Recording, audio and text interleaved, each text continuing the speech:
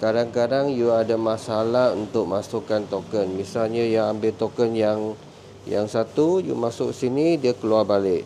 Masuk satu, dia keluar balik. Okey, apa yang you kena buat? Okey, bersatu you kena tengok token itu. Token itu seharusnya ada DIY dengan 100, angka 100. Saiz dia sama dengan token yang you tukar dekat kedai.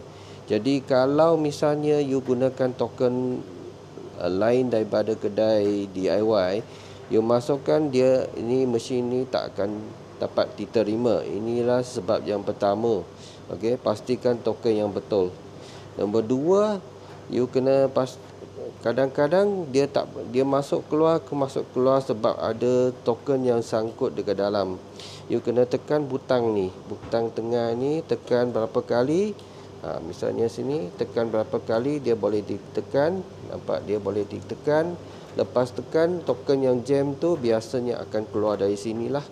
Okey, kalau dia tak keluar ataupun you nampak dekat sini lubang atas ni, you masuk token, you boleh nampak token jam dekat dalam. Apa yang you boleh buat, you gunakan kabel tight ini untuk jolok. Okey, jolok macam ni. Kalau boleh, satu tangan jolok, satu tangan tekan ni butang. Okey, bagi dia gegar sikit, bagi dia longgar sikit, baru token akan keluar balik. Bila token keluar balik, baru token lain boleh masuk.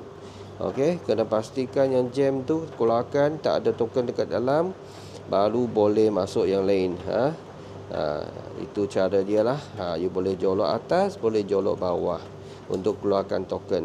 Pastikan tak ada token, baru masuk yang lain.